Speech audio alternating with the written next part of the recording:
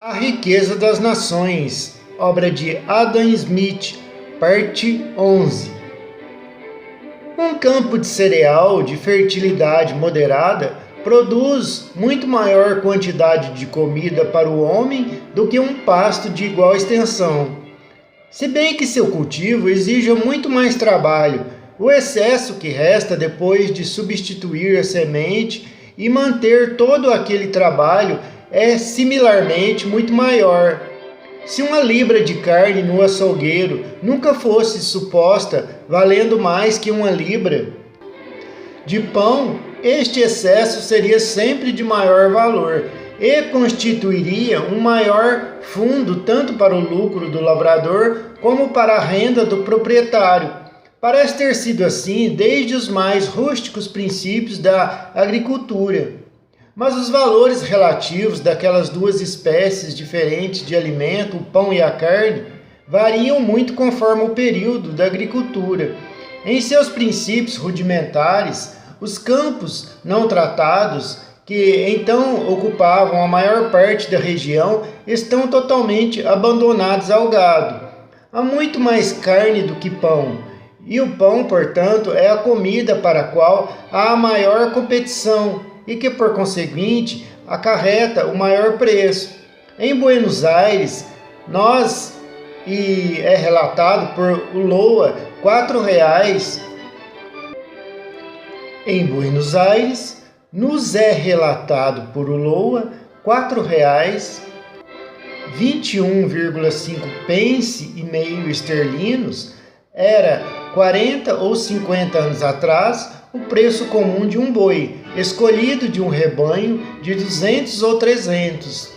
Ele nada diz do preço do pão, provavelmente por não ter achado nada notável acerca dele. Lá, um boi, diz ele, custa pouco mais que o trabalho de capturá-lo, mas o cereal não pode ser cultivado em lugar nenhum sem muito trabalho. E num país que está às margens do Rio da Prata, naquela época a estrada direta da Europa às minas de prata de Potosí, o preço em dinheiro do trabalho não devia ser muito baixo.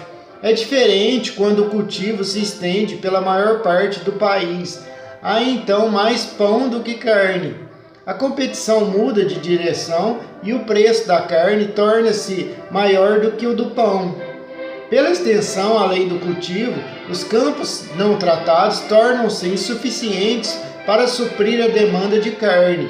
Uma boa parte das terras cultivadas deve ser empregada para alimentar e criar o gado, cujo preço, portanto, deve ser suficiente para pagar não só o trabalho necessário para cuidar dele, mas também a renda que o proprietário poderia tirar dessas terras empregadas na agricultura, bem como o lucro do lavrador. O gado alimentado nas charnecas menos cultivadas, quando trazido ao mesmo mercado em proporção a seu peso ou excelência, é vendido ao mesmo preço que aquele criado na terra melhor. Os proprietários daquelas charnecas lucram com isso e elevam a renda de suas terras em proporção ao preço de seu gado. Há não mais de um século, em muitas partes das terras altas da Escócia, a carne era tão barata ou mais do que o pão de cevada. A União abriu o mercado inglês ao gado das terras altas. Seu preço ordinário atualmente está umas 3 vezes mais alto que no começo do século, e as rendas de muitas terras naquela região triplicaram e quadruplicaram ao mesmo tempo. Em quase toda parte da Grã-Bretanha, uma libra da melhor carne é, atualmente, mais cara que 2 libras do melhor pão branco, e nos anos mais abundantes chega a valer 3 ou 4 libras. É assim que, no processo de aperfeiçoamentos, a renda e o lucro de pastos não tratados vêm a ser regulados em certa medida pela renda e o lucro do que já está aperfeiçoado, e isto ainda pela renda e lucro do cereal. Os cereais são de colheita anual. A carne exige 4 ou 5 anos para crescer. Como um acre de terra, portanto, produzirá uma quantidade muito menor de uma espécie de comida que da outra. A inferioridade da quantidade deve ser compensada que da outra, compensada pela superioridade do preço. Se fosse mais que compensada, mais terra para cereal seria transformada em pasto. E se não fosse compensada, parte do que é pasto seria de novo transformada em cereal. Esta igualdade, porém, entre a renda e o lucro do feno e do cereal, da terra cujo produto imediato é comida para o gado e daquela cujo produto imediato é comida para os homens, deve ser entendida como tendo lugar apenas na maior parte das terras cultivadas de um grande país. Em algumas situações locais particulares ocorre bem o contrário, e a renda e o lucro do feno são muito superiores ao que pode ser conseguido pelo cereal. Assim, nas vizinhanças de uma grande cidade, a demanda de leite e forragem para cavalos usualmente contribui, junto com o alto preço da carne, para elevar o valor do feno, acima do que pode ser chamada a sua proporção natural para com o cereal. Esta vantagem local é evidente, não pode ser comunicada às terras distantes.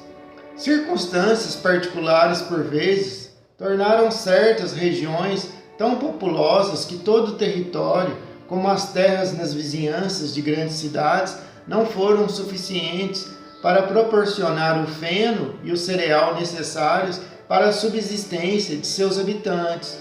Suas terras, então, foram empregadas principalmente na produção de feno, e a mercadoria mais volumosa e que não pode ser tão facilmente trazida de uma grande distância. O cereal, a comida da grande maioria do povo, veio a ser principalmente importado de países estrangeiros. A Holanda está atualmente nesta situação, e uma parte considerável da antiga Itália parece ter sido assim durante a prosperidade dos romanos. A boa alimentação, como dizia Catão, pelas palavras de Cícero, era a primeira e mais lucrativa atividade da administração de uma terra. A alimentação tolerável, a segunda, e a má alimentação, a terceira. A aradura, ele colocava apenas em quarto lugar. Quanto a lucros e vantagens, a aradura de fato, naquela parte da antiga Itália que ficava nas vizinhanças de Roma, deve ter sido muito desencorajada pelas distribuições de cereal que frequentemente eram feitas ao povo, grátis ou a preço muito baixo. Este cereal era trazido das províncias conquistadas, das quais várias, em vez de impostos, eram obrigadas a fornecer o dízimo de seu produto a um preço estabelecido, cerca de 6 pence ou selamim, a república. O baixo preço a que este cereal era distribuído ao povo necessariamente deve ter abaixado o preço do que poderia ser levado ao mercado romano, vindo ao Lácio ou o antigo território de Roma, e deve ter desencorajado seu cultivo naquela região. Num campo aberto também, cujo principal produto seja o cereal, um pedaço bem delimitado de grama frequentemente dará renda maior que qualquer campo de cereal seu vizinho. É conveniente para a manutenção do gado empregado no cultivo do cereal, e sua alta renda é, neste caso, paga não propriamente pelo valor de seu próprio produto, mas pelo das terras cerealíferas cultivadas por seu intermédio. A renda pode cair se as terras vizinhas forem completamente isoladas. A atual renda elevada de terra isolada na Escócia parece dever-se à escassez deste isolamento e não durará mais que esta escassez. A vantagem da terra cercada é maior para o pasto que para o cereal. Economiza o trabalho também de guardar o gado, que se alimenta melhor também quando não pode vir a ser perturbado pelo pastor ou seu cão. Mas onde não há vantagem local desta espécie, A renda e o lucro do cereal, ou qualquer que seja a comida vegetal comum do povo, deve naturalmente regular, conforme a terra apta à sua produção, a renda e o lucro do pasto. O uso de pastos artificiais, nabos, cenouras, repolhos e outros expedientes que concorrem para fazer uma mesma extensão de terra alimentar um rebanho maior do que com o pasto natural. Deve reduzir um tanto, deve-se esperar a superioridade que, num campo cultivado, o preço da carne tem naturalmente sobre o do pão. Parece concomitantemente ter sido assim, e há alguma razão para acreditar que, pelo menos no mercado de Londres, o preço da carne no varejo, em proporção ao preço do pão, está bem menor agora do que estava no começo do século passado. No apêndice A Vida do Príncipe Henry, o Dr. Birke nos deu um relato dos preços da carne como era comumente paga por aquele príncipe. Lá é dito que os 4/4 de um boi, pesando 600 libras usualmente, lhes custavam 9 libras e 10 xilingues, ou aproximadamente, isto é, 31 xilingues e 8 pence por 100 libras de peso. O príncipe Henry morreu a 6 de novembro de 1612. No 19 O príncipe Henry morreu a 6 de novembro de 1612, no 19º ano de sua vida. Em março de 1764, houve uma investigação parlamentar das causas do alto preço das vitualhas naquela época. Entre outras provas para o mesmo fim, foi evidenciado por um mercador de Virgínia que em março de 1763 ele abastecera seus navios a 24 ou 25 xilingues por 100 libras de carne, o que ele considerava o preço ordinário, ao passo que, naquele ano de carestia, pagou 27 xilingues pelo mesmo preço aproximadamente. Este alto preço, em 1764, é, porém, 4 xilingues e 8 pence mais baixo que o preço ordinário pago pelo príncipe Henry, e é o melhor bife apenas. Deve-se observar que se presta a ser salgado para aquelas longas viagens. O preço pago pelo príncipe Henry totaliza 3,4 por libra de toda a carcaça e miúdos juntos, e aquela cotação, as melhores peças não poderiam ser vendidas a varejo a menos de 41,2 ou 5 a libra. Na investigação parlamentar de 1764, as testemunhas afirmaram que o preço das melhores peças do melhor bife era para o consumidor 41,4 por libra, e as peças piores em geral de 7 fartings a 21,2 e 23,4 e isto, disseram, era em geral meio penny mais caro que o preço das mesmas peças do mês de março. Mas mesmo este alto preço é ainda bem mais barato que o que podemos supor ser o preço ordinário do varejo no tempo do príncipe Henry.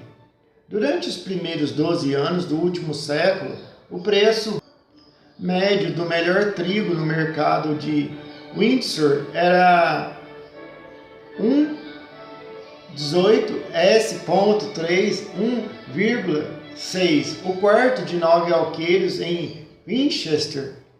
Mas nos 12 anos precedendo 1764, inclusive este ano, o preço médio da mesma medida do melhor trigo no mesmo mercado foi 2S,91,2D. Nos 12 primeiros anos do último século, então, os preços do trigo parecem ter sido bem mais baixos e a carne bem mais cara do que nos 12 anos que precederam 1764, inclusive este. Em todos os grandes países, A maior parte das terras cultivadas é empregada para produzir comida para os homens ou para o gado. A renda e o lucro destas regulam a renda e o lucro de toda outra terra cultivada. Se qualquer outro produto desse menos, a terra logo seria dedicada ao cereal ou ao pasto. E se alguma desse mais, alguma parte das terras cerealíferas ou de pastagem logo seria utilizada para aquele produto. Aquelas produções com efeito que requerem ou uma grande despesa original de melhorias, uma grande despesa anual de cultivo para lhes adequar à terra, parecem mais comumente permitir uma maior renda, outra um maior lucro que cereal ou pastagens. Esta superioridade, porém, dificilmente somará mais do que um razoável interesse ou compensação por esta despesa superior. Num campo de lúpulo, num pomar, numa horta, a renda do proprietário e o lucro do lavrador são geralmente maiores que num campo de cereal ou num pasto, mas trazer a terra para esta condição requer maior despesa, donde uma maior renda passar a ser devida ao proprietário. Requer também uma administração mais atenta e habilidosa. Portanto, maior lucro é devido ao lavrador. A colheita também, pelo menos no caso do lúpulo e das frutas, é mais precária.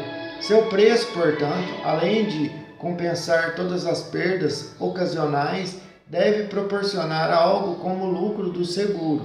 As circunstâncias dos floricultores, geralmente parcas e sempre moderadas, podem nos mostrar que sua grande engenhosidade não é comumente supercompensada. Sua deliciosa arte é praticada por tantas pessoas ricas por diversão que pouca vantagem pode ser retirada por aqueles que a praticam por lucro, porque as pessoas que naturalmente deveriam ser seus melhores fregueses suprem-se com todas as suas preciosas produções. A vantagem que o proprietário deveria ter tais melhorias nunca parece ser mais do que o que foi suficiente para compensar o risco inicial de executá-las.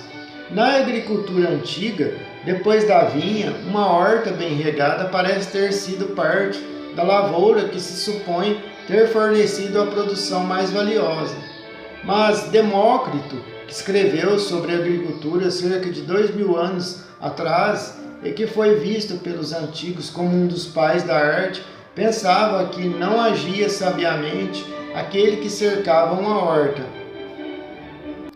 O lucro, dizia ele, não compensaria a despesa de um muro de pedra e tijolos, e ele queria dizer, suponho, tijolos cozidos ao sol, derretiam-se com a chuva e com a tempestade de inverno, e requereriam contínuos reparos. Columela, que relata este julgamento de Demócrito, não contradiz, mas propõe um método muito frugal para cercar com uma sede de sarças e urzes, que, diz ele, achou por experiência ser uma cerca duradoura e impenetrável, mas, ao que carece, não era comumente conhecida no tempo de Demócrito.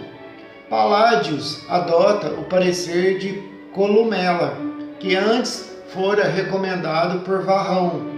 No alvitre daqueles cultivadores antigos, o produto de uma horta parece fora pouco mais que suficiente para pagar o cultivo extraordinário e despesas de irrigação, pois em países tão perto do sol, acha-se próprio, naqueles tempos como hoje, ter o controle de uma correnteza de água que poderia ser conduzida a cada canteiro da horta. Na maior parte da Europa, uma horta atualmente não se supõe que mereça um cercado melhor que aquele recomendado por Columela. Na Grã-Bretanha e em alguns outros países nórdicos, os frutos mais finos não podem ser trazidos à perfeição senão com a assistência de um muro. Seu preço, portanto, nesses países, deve ser suficiente para pagar a despesa de destruir e manter o que é indispensável. O muro frequentemente rodeia a horta, que assim goza do benefício de um cercado que seu próprio produto dificilmente poderia pagar. Que o vinhedo, quando bem plantado e trazido à perfeição, era a parte mais valiosa da propriedade, parece ter sido máxima e inquestionada na antiga agricultura, como na moderna, em toda a região vinhateira. Mas se era vantajoso plantar nova vinha, era questão de disputa entre os antigos agricultores italianos, como aprendemos com Columella. Ele decide, como verdadeiro amante de todo cultivo valioso, em favor da vinha e procura demonstrar por uma comparação do lucro e da despesa que era um aperfeiçoamento dos mais vantajosos. Tais comparações, porém, entre o lucro e a despesa de novos projetos, a miúde, são falazes. E mais que tudo, na agricultura, se o ganho realmente feito por tais plantações fosse tão grande, usualmente, como ele imaginou, não haveria disputa a este respeito. O mesmo assunto é hoje muitas vezes controvertido nos países vinhateiros. Seus autores sobre agricultura, de fato os amantes e promotores do alto cultivo, parecem geralmente dispostos a decidir junto com Columella em favor da vinha. Na França, a ansiedade dos produtores das antigas vinhas para evitar a plantação de novas parece favorecer sua opinião e indicar a consciência daqueles que têm experiência que esta espécie de cultivo é atualmente, naquele país, mais lucrativa que qualquer outra. Simultaneamente, parece, para indicar outra opinião, que este lucro superior não pode durar mais que as atuais leis que restringem o livre cultivo do vinhedo. Em 1731, os cultivadores conseguiram uma ordem do Conselho proibindo a plantação de novos vinhedos e a renovação dos velhos, cujo cultivo tivesse sido interrompido por 2 anos, sem uma permissão particular do rei, a ser concedida apenas por uma informação do intendente da província, certificando que examinar a terra e que esta é incapaz de qualquer outro cultivo. A pretensão desta ordem era a escassez de cereal e pastagem e a superabundância da vinha, mas se esta superabundância fosse real, ela mesma, sem nenhuma ordem do conselho, evitaria eficazmente a plantação de novos vinhedos, reduzindo lucros desta espécie de cultivo abaixo de sua proporção natural em relação ao cereal e às pastagens. Em relação à suposta escassez do cereal, ocasionada pela multiplicação dos vinhedos, o cereal em toda a França não é cultivado com mais cuidado do que na região dos vinhedos, onde a terra pode produzi-lo. Como na Borgonha, em Guieno e no Alto Languedoc, os numerosos operários empregados numa espécie de cultivo naturalmente encorajam a outra, fornecendo rápida comercialização para o seu produto. Diminuir o número daqueles capacitados a pagar por ela é certamente um expediente pouco prometedor para encorajar o cultivo do cereal. É como a política que promoveria a agricultura, desencorajando as manufaturas. Logo, a renda e o lucro daquelas produções que requerem uma maior despesa inicial de melhoramento para adequar-lhes à terra ou uma maior despesa anual de cultivo, se bem que muito superior aos do cereal e dos pastos, mesmo quando não mais que compensam tais despesas extraordinárias, são na realidade regulados pela renda e o lucro dos cultivos comuns. É verdade que às vezes acontece que a quantidade de terra que pode ser preparada para algum produto, em particular, é muito pequena para suprir a demanda efetiva. Toda a produção pode ser passada para aqueles que estão dispostos a dar algo mais do que o suficiente para pagar toda a renda, salários e lucros necessários ao cultivo e ao transporte ao mercado, de acordo com suas cotações naturais ou de acordo com as taxas, as quais são pagas na maioria das outras terras cultivadas.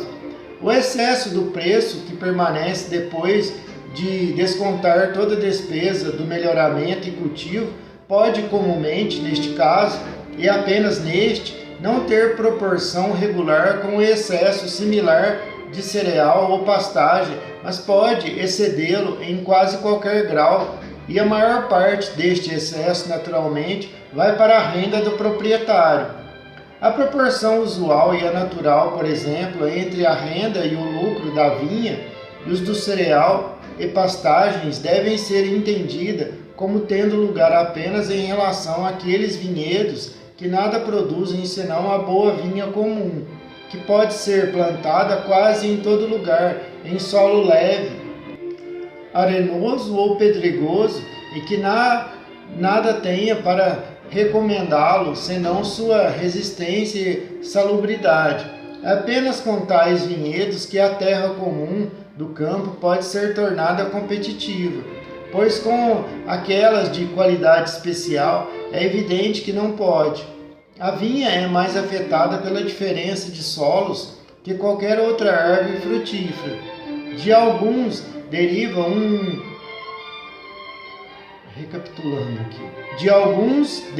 um saber que nenhum cultivo ou cuidado pode igualar. Supõe-se a nenhum outro. É sabor, está saber aqui. De alguns deriva um sabor que nenhum cultivo ou cuidado pode igualar. Supõe-se a nenhum outro. Este sabor, real ou imaginário, é por vezes peculiar ao produto de uns poucos vinhedos. Por vezes, estende-se pela maior parte de um pequeno distrito e, por vezes, por parte considerável de uma grande província. Toda a quantidade de tais vinhos que é trazida ao mercado fica aquém da demanda efetiva ou a demanda daqueles que estariam dispostos a pagar toda a renda, lucro e salários necessários para sua preparação e transporte, de acordo com a cotação ordinária ou de acordo com a cotação pela qual são pagos nos vinhedos comuns. Toda a quantidade, portanto, pode ser passada àqueles que se dispõem a pagar mais, que necessariamente eleva o preço acima do vinho comum. A diferença é maior ou menor de acordo com a qualidade e raridade do vinho, que torna mais ou menos intensa a competição dos compradores. Seja qual for, a maior parte vai para a renda do proprietário, pois mesmo sendo tais vinhedos mais cuidadosamente cultivados do que a maioria dos outros, o alto preço do vinho parece não ser tanto o efeito como a causa deste cuidadoso cultivo. Num produto tão valioso, a perda ocasionada por negligência é grande a ponto de forçar mesmo os mais descuidosos à atenção. Uma pequena parte deste alto preço é então suficiente para pagar os salários do trabalho extraordinário dedicado ao seu cultivo, bem como os lucros do capital extraordinário que movimenta aquele trabalho. As colônias açucareiras possuídas pelas nações europeias nas Índias Ocidentais podem ser comparadas àqueles vinhedos preciosos. Toda a sua produção fica aquém da demanda efetiva da Europa e pode ser passada àqueles que estão dispostos a dar mais do que o suficiente é para pagar toda a renda, lucros e salários necessários à sua preparação e transporte ao mercado, de acordo com a taxa a qual são normalmente pagas por qualquer outro produto. Na Conchinchina, o mais fino açúcar branco é comumente vendido por 3 piastras o quintal, cerca de 3 xilingues e 6 pence de nosso dinheiro, como nos é contado pelo senhor Poivre, um muito cuidadoso observador da agricultura daquele país. O que lá é chamado quintal pesa de 150 a 200 libras de Paris, ou 175 libras de Paris em média, o que reduz o peso do quid inglês a cerca de 8 shillings esterlinos, o que não é uma quarta parte do que é comumente pago pelos açúcares castanhos ou mascavos importados de nossas colônias, e nem um sexto do que é pago pelo mais fino açúcar branco. A maior parte das terras cultivadas na Conchinchina é empregada na produção de cereal e arroz, o alimento da grande maioria da população. Os preços respectivos de cereal, arroz e açúcar lá provavelmente estão na proporção natural, ou naquela que ocorre naturalmente nas várias colheitas da maioria das terras cultivadas, e que recompensa o lavrador e o proprietário tanto quanto pode ser calculado de acordo com o que é usualmente a despesa original do melhoramento e a despesa anual do cultivo. Mas, em nossas colônias açucareiras, o preço do açúcar não tem tal proporção com a da produção de um campo de arroz ou de cereal na Europa ou na América. Diz-se comumente que um plantador de açúcar deve amortizar toda a despesa de seu cultivo e que seu açúcar todo deve ser lucro líquido. Se isto é verdade, pois não pretendo afirmá-lo. É como se um plantador de cereal esperasse amortizar a despesa de seu cultivo com a palha e o debulho, e que o grão todo fosse lucro líquido.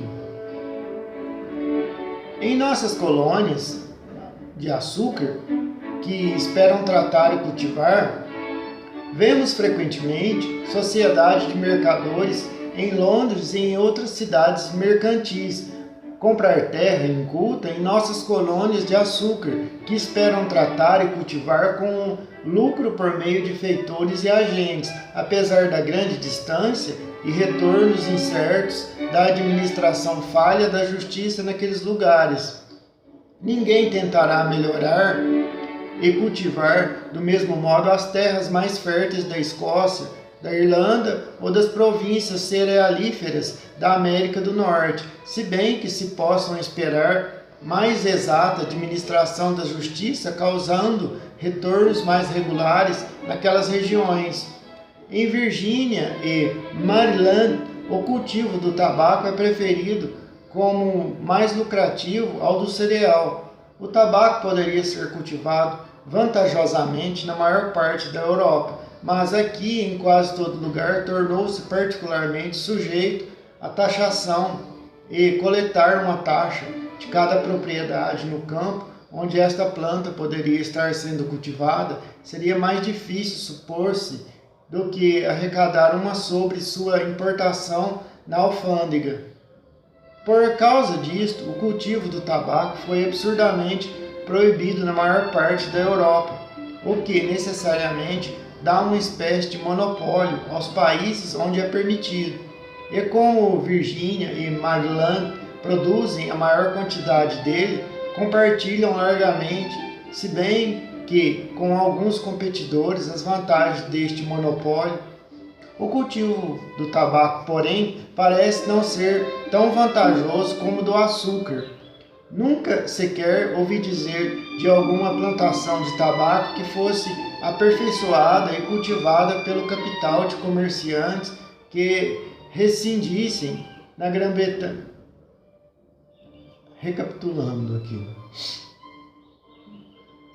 Nunca sequer ouvi dizer de alguma plantação de tabaco que fosse aperfeiçoada e cultivada pelo capital de comerciantes que residissem na Grã-Bretanha, e nossas colônias não nos enviam plantadores tão ricos como os que vemos habitualmente chegar de nossas colônias açucareiras.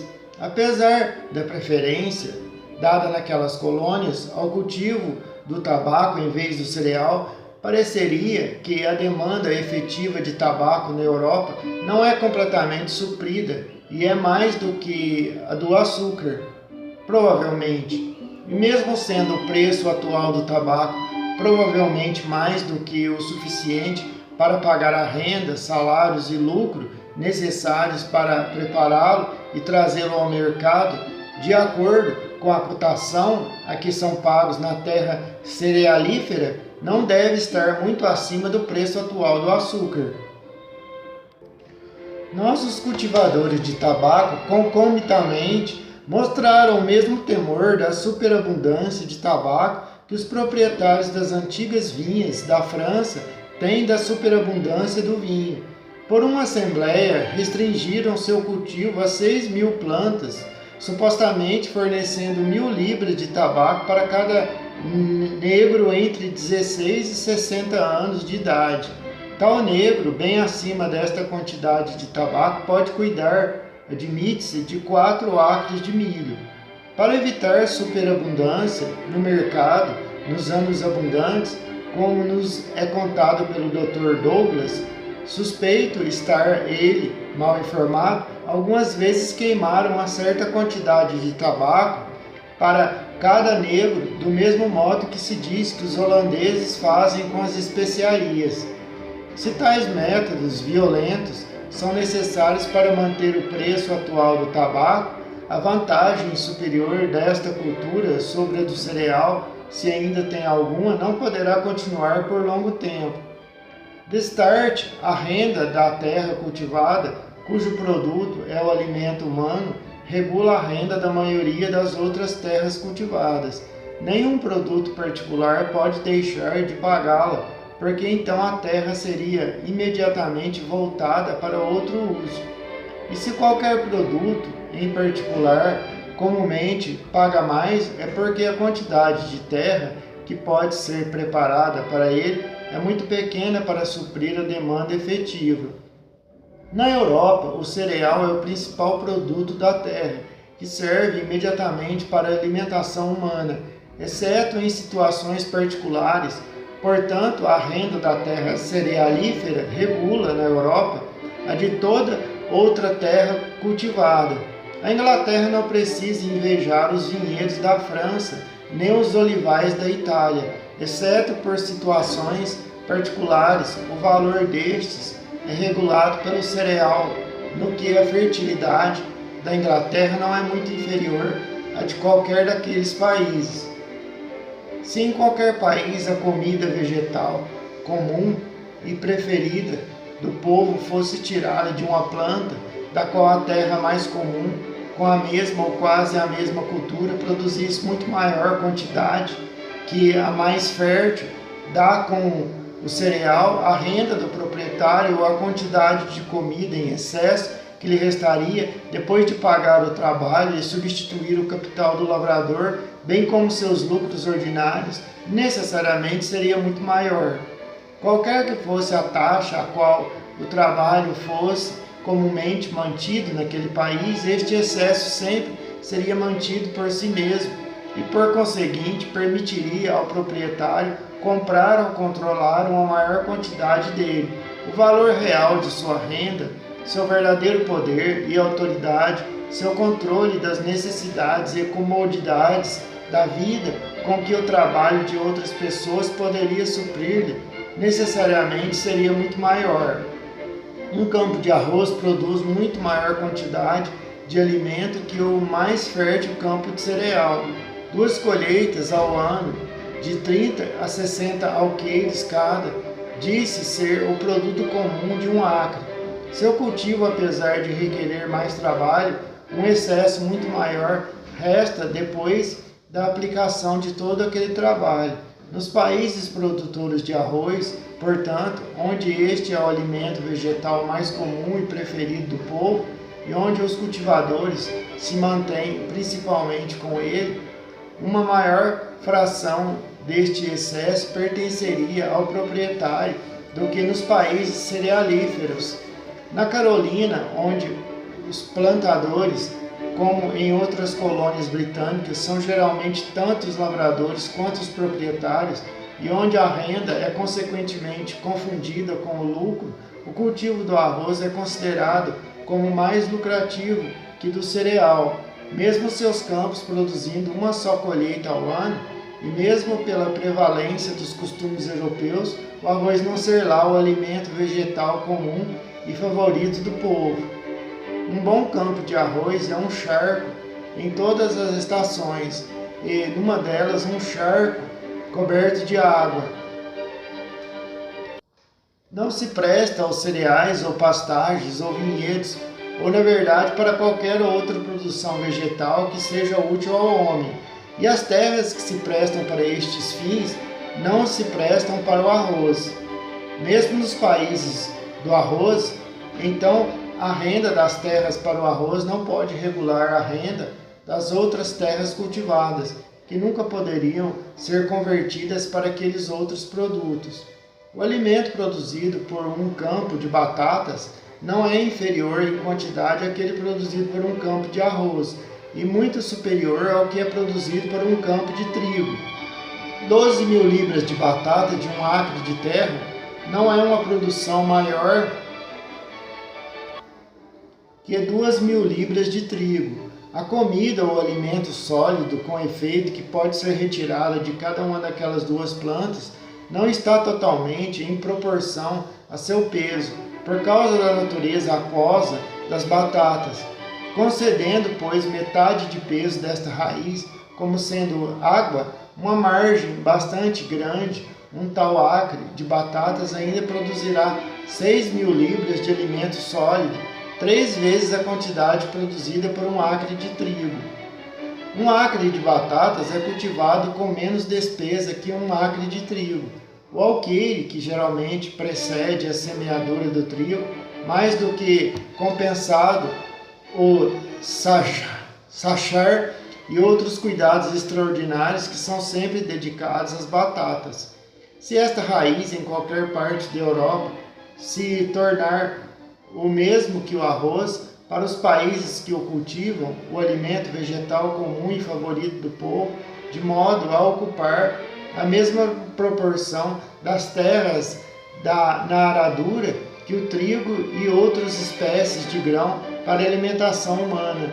Na atualidade, a mesma quantidade de terra cultivada manteria número muito maior de pessoas, e os trabalhadores, sendo geralmente alimentados com batatas, um maior excesso restaria após substituir todo o capital e manter todo o trabalho empregado no cultivo. Uma maior fração deste excesso também caberia ao proprietário. A população aumentaria e as rendas se elevariam muito além do que são atualmente. A terra adequada para batatas é adequada para quase qualquer outro vegetal útil. Se ocupassem a mesma proporção de terra cultivada que o cereal ocupa atualmente, regulariam do mesmo modo a renda da maioria das outras terras cultivadas.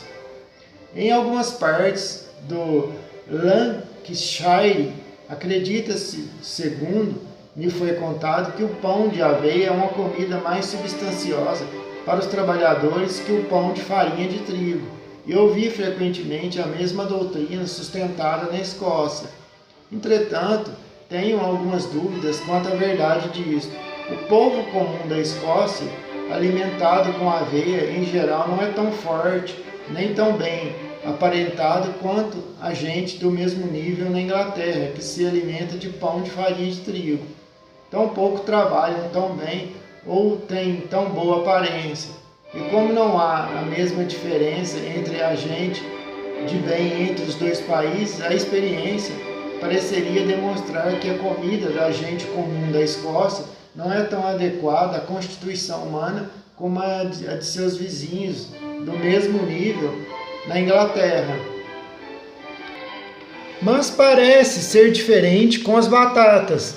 Os trabalhadores braçais carregadores em Londres e aquelas mulheres infelizes que vivem da prostituição, os homens mais fortes e as mulheres mais belas, talvez dos domínios ingleses, disse que na maioria são das classes inferiores da Irlanda, que geralmente se alimentam com essa raiz.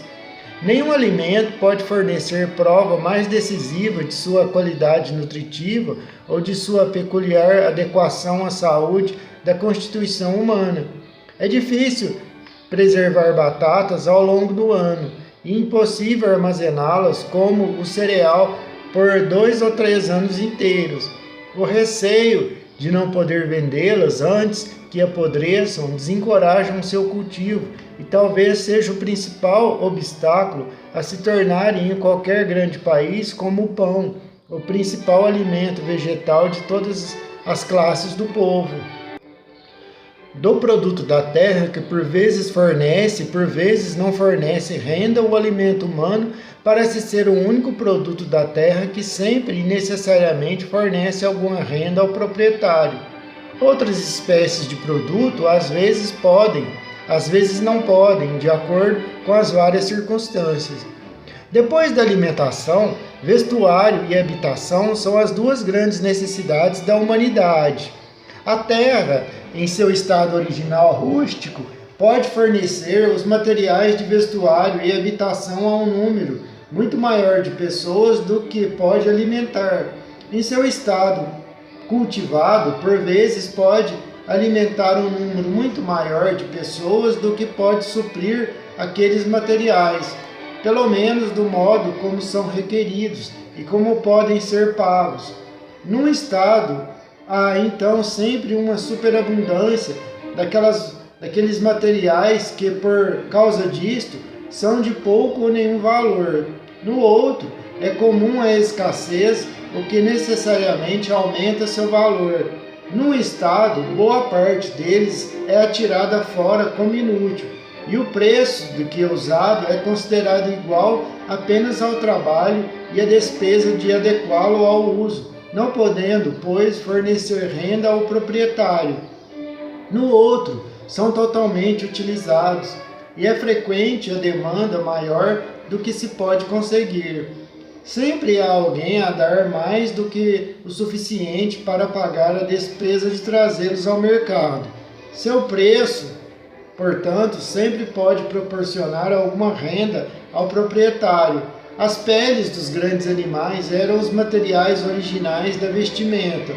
Nas nações de caçadores e pastores, cuja comida consiste principalmente da carne desses animais, cada homem, obtendo sua própria comida, proporciona a si mesmo um material de mais roupas do que ele pode vestir.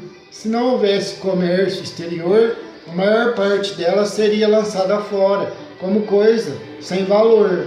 Este era provavelmente o caso das nações de caçadores na América do Norte, antes de seu país ser descoberto pelos europeus, com quem agora eles trocam seu excesso de peles por cobertores, armas de fogo e brande, o que dá às peles algum valor.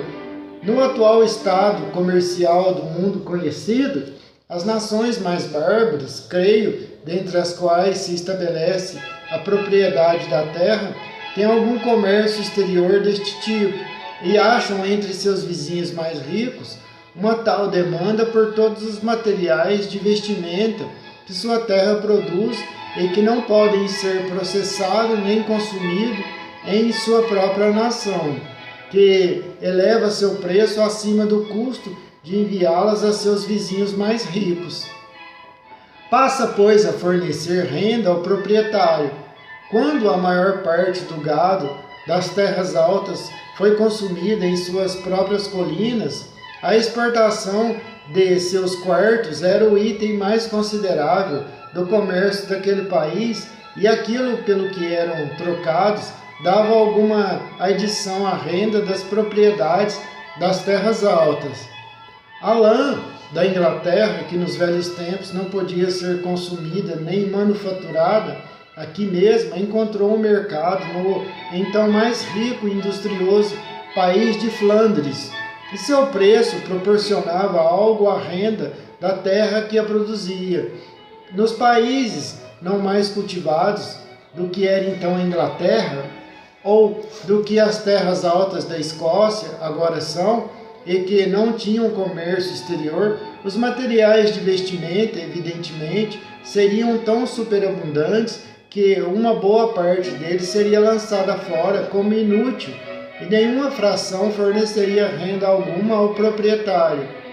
Os materiais para as casas nem sempre podem ser transportados a uma distância tão grande quanto aqueles das roupas, e não se tornam tão prontamente um objeto de comércio exterior. Quando são superabundantes no país que os produz, frequentemente acontece, mesmo no atual estado comercial do mundo, que não são de valor para o proprietário. Uma boa pedreira nas cercanias de Londres daria uma renda considerável. Em muitas partes da Escócia e de Gales não dá renda alguma. Madeira seca para construção é de grande valor num país populoso e bem cultivado, e a terra que a produz fornece renda considerável. Mas em muitas partes da América do Norte, o proprietário agradeceria muito a alguém que levasse embora a maioria de suas grandes árvores. Em algumas partes das terras altas da Escócia, a casca é a única parte da madeira que, por falta de estradas e vias fluviais, pode ser enviada ao mercado. A madeira é deixada apodrecer no chão. Quando os materiais da habitação são tão superabundantes, a parte utilizada vale apenas o trabalho e a despesa de prepará-la para aquele uso. Não dá renda para o proprietário, que geralmente concede seu uso para quem quer que se dê ao trabalho de pedir-lhe. A demanda das nações mais ricas, por outro lado, por vezes lhe permite ganhar alguma renda por ela. A pavimentação das ruas de Londres permitiu aos proprietários de alguns rochedos estéreis nas costas da Escócia retirar uma renda daquilo que nunca a forneceu antes. Os bosques da Noruega e do litoral do Báltico acham mercado em muitas partes da Grã-Bretanha que não poderiam achar em seu país, permitindo alguma renda a seus proprietários. Os países são populosos não em proporção ao número de pessoas cujo produto pode vestir e alojar, mas em proporção àqueles a quem pode alimentar. Uma vez garantida a comida, é fácil achar a roupa e o alojamento necessários, mas mesmo com estes à mão, pode ser bem difícil achar comida. Em algumas partes, mesmo nos domínios britânicos, o que é chamado de casa pode ser construído pelo trabalho de um dia de um homem. A espécie mais simples de vestimenta, as peles de animais, requerem um pouco mais de trabalho para curti-las e prepará-las para o uso, mas não requerem muito mais trabalho. Entre as nações selvagens e bárbaras, 1/100 ou pouco mais que isto do trabalho de todo o ano será necessário para provê-las, com vestuário e alimentação que satisfaça a maioria da população. Todas as outras 99 partes são, geralmente, não mais que o suficiente para provê-las com alimento. Mas, quando pelo aperfeiçoamento e cultivo da terra, o trabalho de uma família pode proporcionar comida para duas, o trabalho de metade da sociedade torna-se suficiente para proporcionar comida para todos. Logo, a outra metade, ou pelo menos sua maioria, pode ser empregada para fazer outras coisas ou satisfazer as outras necessidades e gostos da humanidade.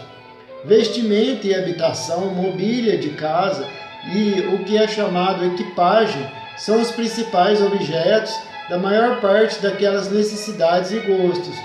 O homem rico consome não mais comida que seu vizinho pobre.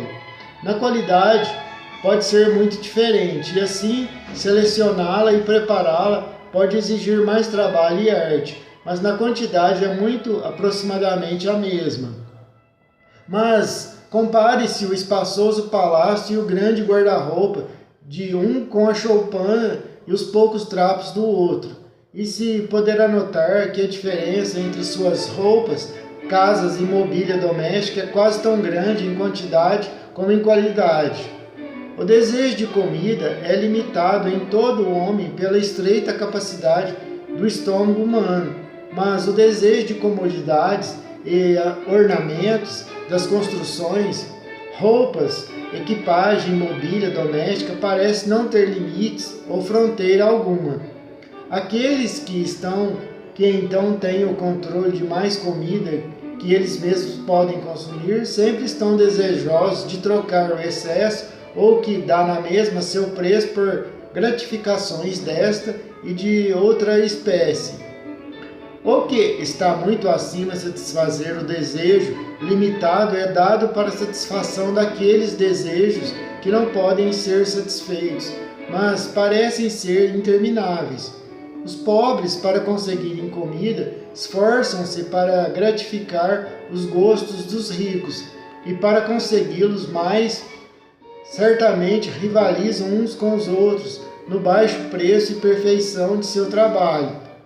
O número de trabalhadores aumenta justamente com a qualidade da comida, ou com o crescente aperfeiçoamento e cultivo das terras. E como a natureza de seu negócio admite a máxima divisão do trabalho, a quantidade de materiais que podem trabalhar aumenta numa proporção muito maior que o seu número. Daí surgir uma demanda por todo tipo de material que a invenção humana pode empregar, útil ou ornamentalmente,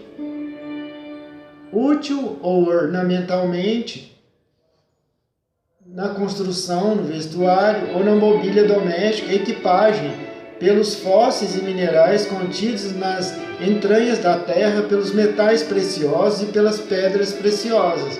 A comida, assim sendo, não só é a fonte original de renda, mas toda outra parte do produto da terra, que depois proporciona renda, deriva aquela parte de seu valor do aperfeiçoamento da capacidade do trabalho de produzir comida por meio do aperfeiçoamento e cultivo da terra.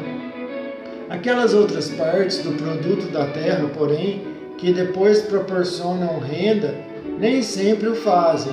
Mesmo nos países adiantados e cultivados, a demanda por ela nem sempre é tão de modo a permitir um preço maior do que o suficiente para pagar o preço e substituir junto com os lucros ordinários o capital que deve ser empregado para trazê-las ao mercado. Se é ou não assim, depende de circunstâncias diversas. Se uma mina de carvão, por exemplo, pode fornecer alguma renda, depende parcialmente de sua fertilidade, parcialmente de sua situação.